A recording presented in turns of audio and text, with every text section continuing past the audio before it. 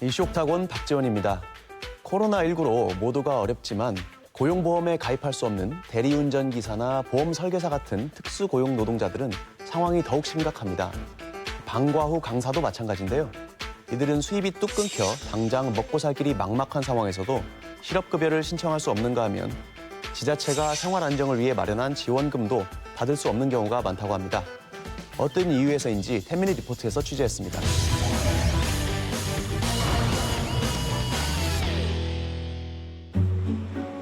도내 한 음식점. 방과 후 강사 A씨는 얼마 전부터 이곳에서 홀서빙 아르바이트를 하고 있습니다.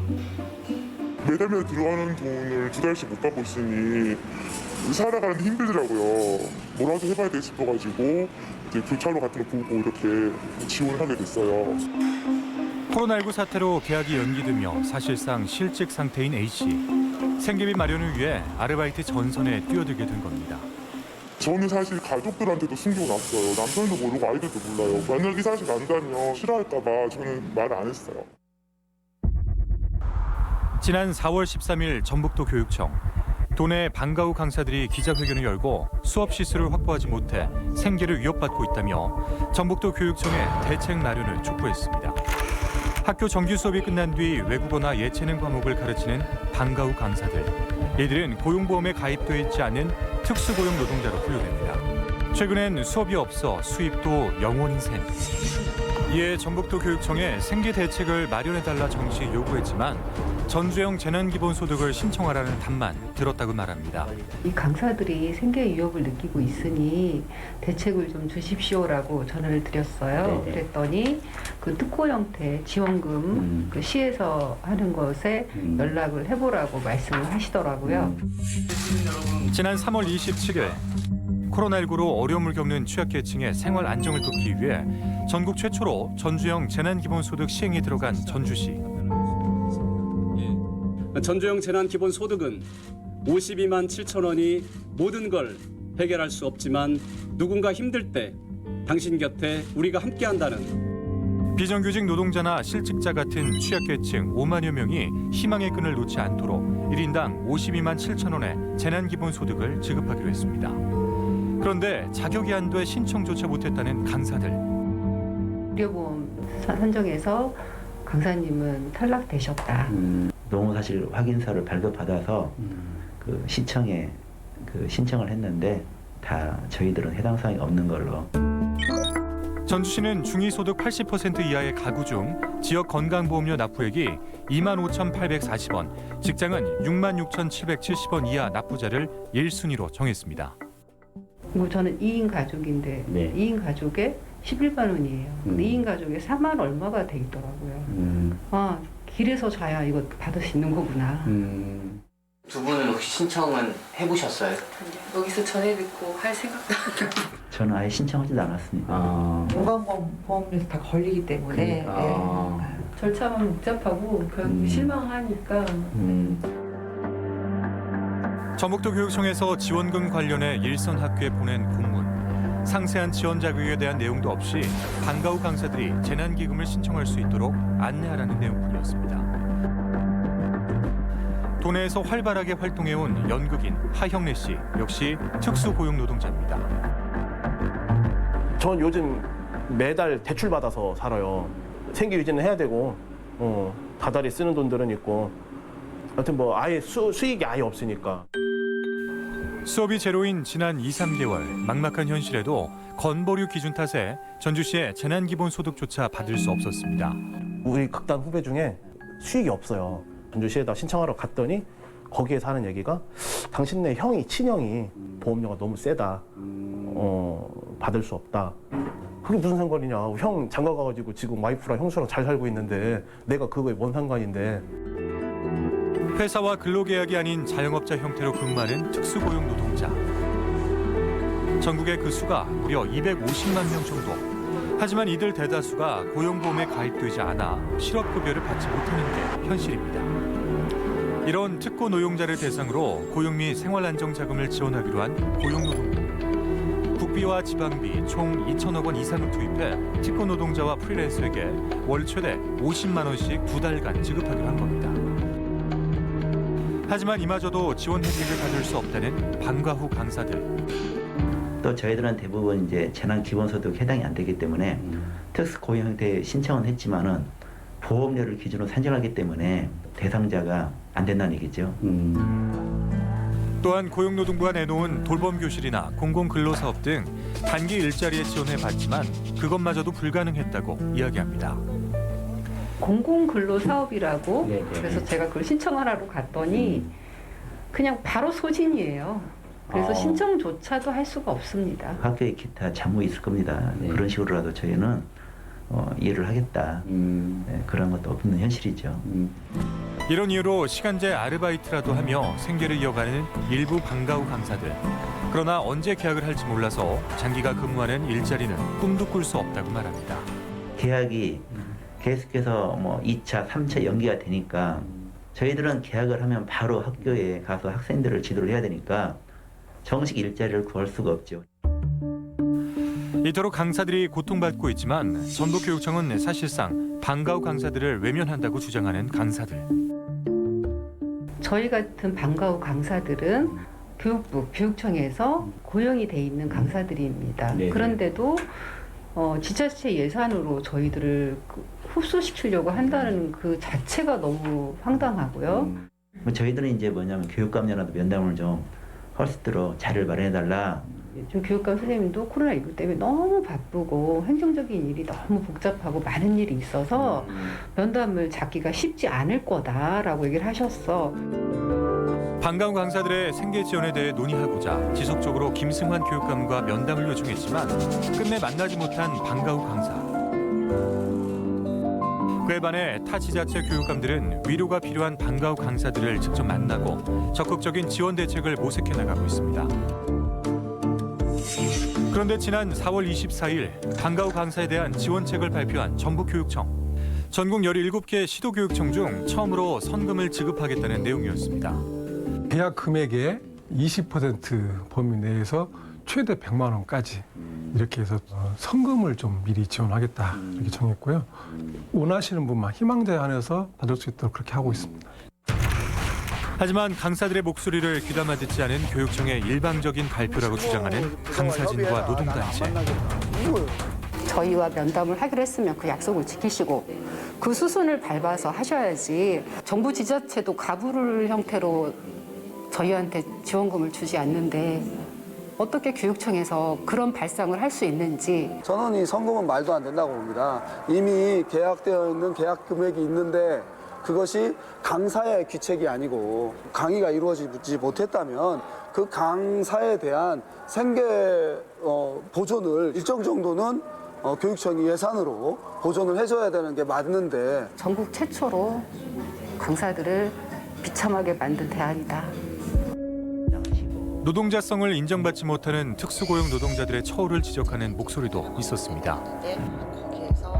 계약 강사들 같은 경우도 계약직 노동자로서 고용보험이 되어 있기 때문에 인정을 받고 대책 마련에 들어갈 수 있는 거고, 근데 그 사각지대에 있는 저희 같은 경우는 아무 데서도 노동자로 인정을 못 받기 때문에 지금 거기에 합당한 대책을 아무 데도 받지 않는다는 거가 가장 큰 문제인 것 같아요. 지난 4월 22일 재난기본소득 신청 기간을 일주일 연장한 전주시. 건강보험 납부액 문제와 대상 기준이 복잡하다 보니 실제 신청률이 매우 낮다는 게 그 이유였습니다. 전주시의 이 같은 행정에 비판의 목소리도 나오는 상황. 전주시가 예상했을 때는 5만 명이 금방 신청자가 가득 찰 것으로 예상을 해서 신청을 빨리빨리 해줬으면 좋겠다 이렇게 했지만 실질적으로는 아직 다 채워지지 못했고 신청자가 5만 명이 채워지지 못하니까 다시 또 행정력을 동원해서 선정 대상자를 찾아 나서고 있다고 합니다. 좋은 취지로 시작했던 제도가 사전 논의와 준비가 미흡하여서 좀 좋지 않은 결과로 흘러가고 있지 않나. 지원 기준이 까다롭고 실제로 혜택을 받는 시민들이 적다는 목소리가 늘어나고 있습니다. 전주시가 어려움에 처한 시민들을 지원하겠다며 전국 최초로 도입한 재난기본소득. 하지만 행정력 낭비, 지원 기준의 문제 등에서 비판을 피할 수 없게 됐습니다. 이 같은 비판에도 재난기본소득 기준을 완화할 계획이 없다고 일축하는 전주시 관계자. 지금 4만 9천 명 정도 지금 신청을 했습니다. 어제까지 해서. 대상자는 지금 한 3만 4천 정도. 사실은 빠른 시일 내에 이분들에 대한 것을 지원을 해줘야 되는데 저희들이 선별적 지원하다 보니 사실은 전국 어디에 가도 이렇게 조사되고 소득이 파악된 데는 건보료밖에 없습니다. 그래서 저희들이 건보료를 기준으로 해서 했던 거고.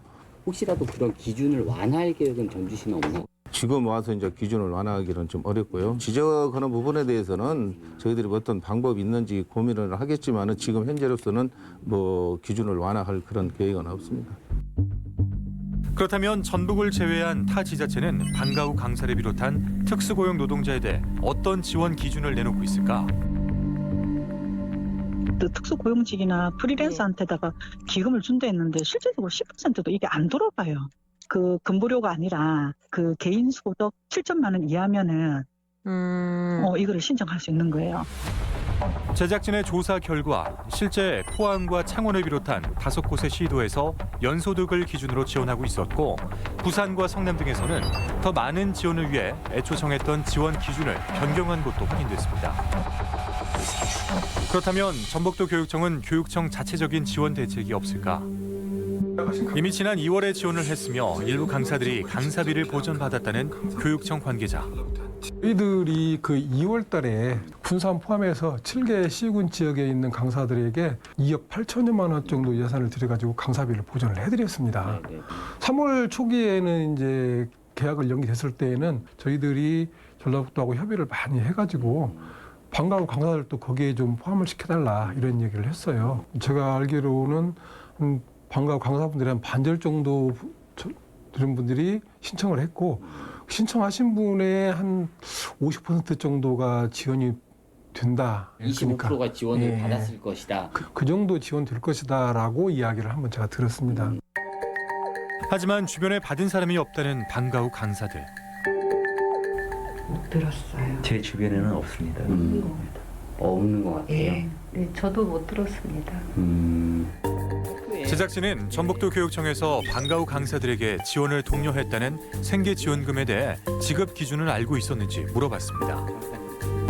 그 부분은 제가 정확히 사실은 잘 모르고요. 아마 제가 생각하기로는 구체적인 그 몇 % 기준까지는 우리 교육청에서는 아마 몰랐을 겁니다. 어쨌든. 근데 이건 도에 확인만 하면 그러니까, 아실 수 있는 거죠. 그러니까 이제 제가 정확히 드리는 말씀, 저는 사실은 정확히 잘 몰랐고요. 일단은 저희들은 그 안에 그 대상자 안에 포함되는 데 노력을 많이 했고 구체적인 기준까지는 저희들은 사실 잘 몰랐던 것이 아닌가 그렇게 싶습니다. 교육청의 미흡한 대처에 지푸라기라도 잡는 심정으로 희망을 품었다가 포기해야만 했던 수많은 방과 후 강사들.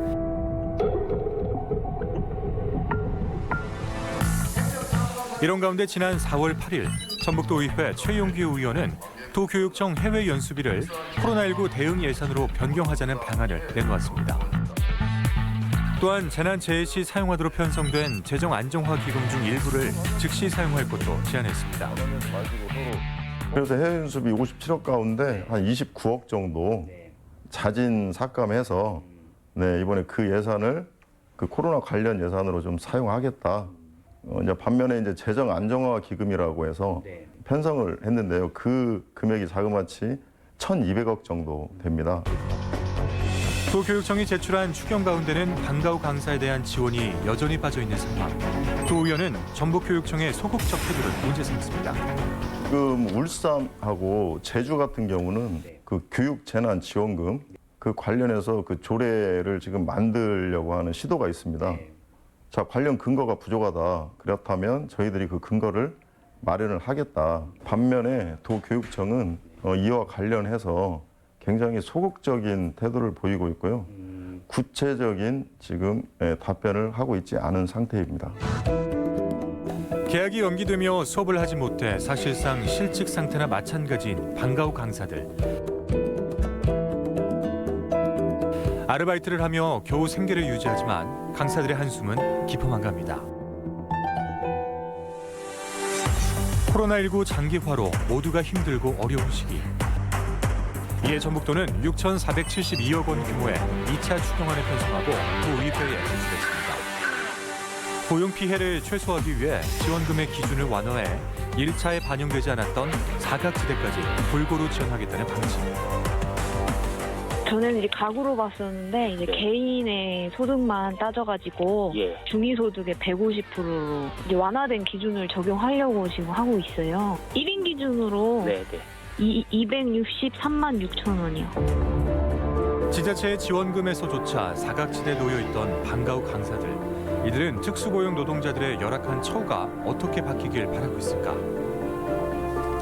결국은 교육부의 계약이 되고 학교의 계약이 돼서 실제 업무를 하고 계약서를 작성하고 다 했는데 너희는 그 노동자가 아니야라는 거죠. 그 생존의 위기에 처해 있으니 교육청에서 저희한테 어떻게든 이 대안을 마련해 줘라. 없는 돈을 만들어 달라는 생떼를 부리는 게 아니라 이미 예산 확보돼 있으니까 방과후 강사들에게 생계를 위해서 방법을 모색해달라는 얘기지요.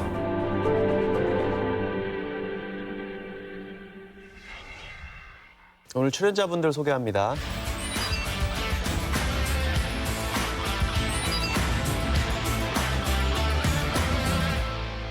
지금 영상 보면 특수고용 노동자 이런 분들은 지자체 지원금을 사실상 받기가 현실적으로 어렵다고 하는데 특고 이렇게 줄여서도 부르던데 이게 정확히 뭐죠? 국가에서는 특수 형태 근로 종사자라고 부르기도 하고 이름이 다양한데요.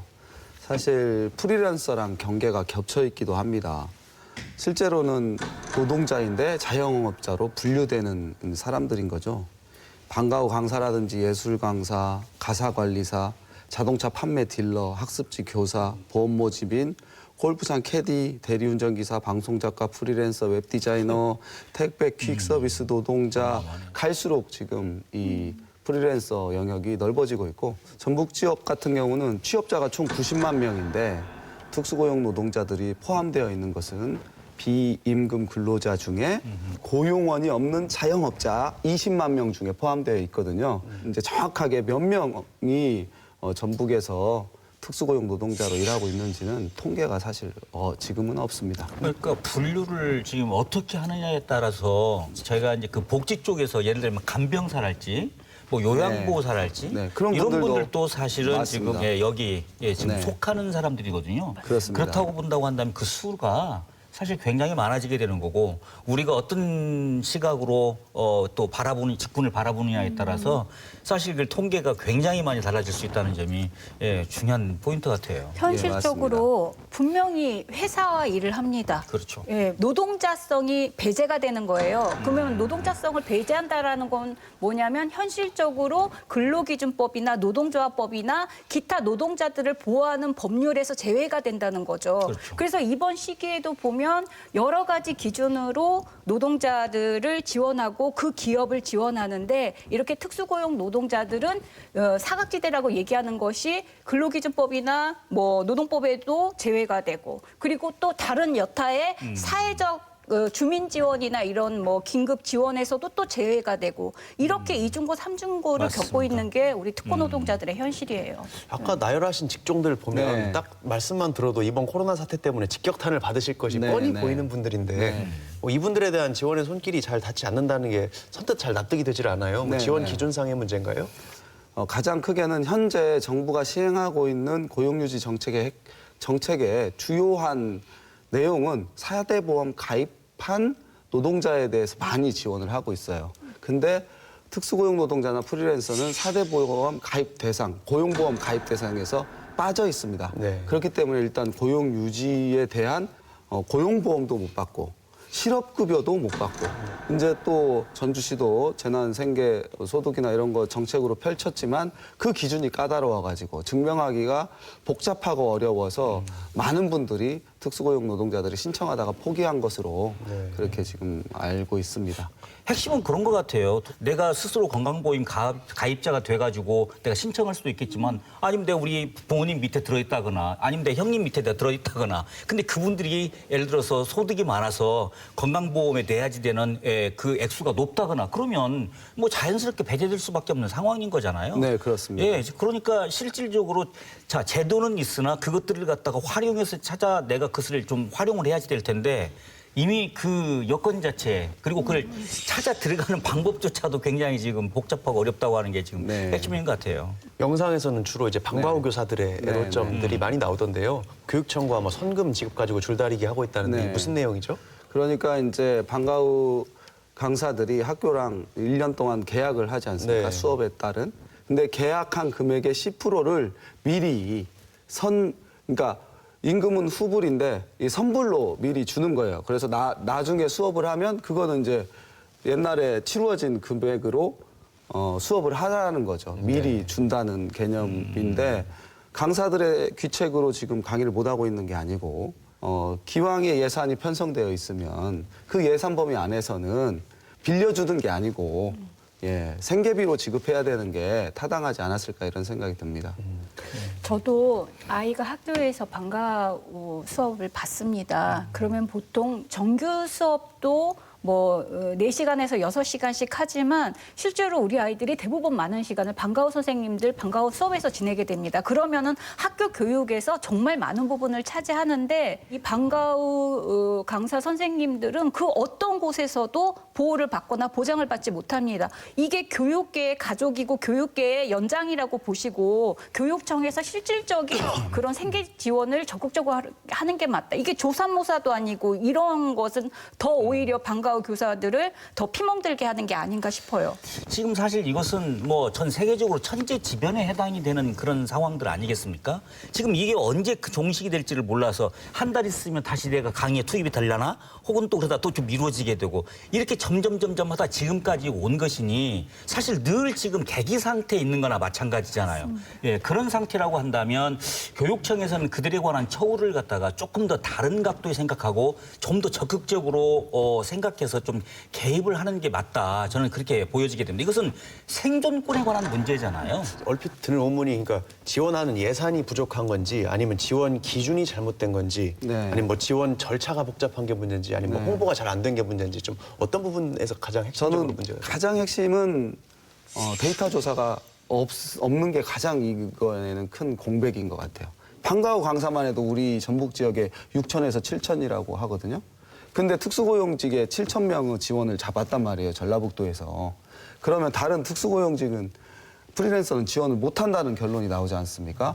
적절한 규모의 예산을 배정하는 게 일단 1차적인 거고 그것이 실패했다면 광역지자체에서는 면밀하게 조사해서 일단은 우선은 급한 대로는 그 사각지대가 없도록 예산을 분배하고 또 다시 부족한 예산은 마련을 하는 것이 좀 필요하지 않을까. 저는 이게 뭘 반증하냐면요.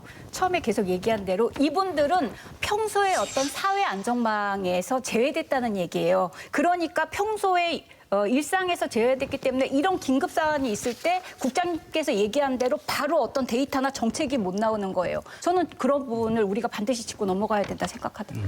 그러니까 정작 지원이 꼭 필요한 사람들은 혜택의 사각지대에 놓여 있는 상황이라고 할 수 있는데 그러면은 지원 기준에 어떤 개선이 필요하다고 보시는지요?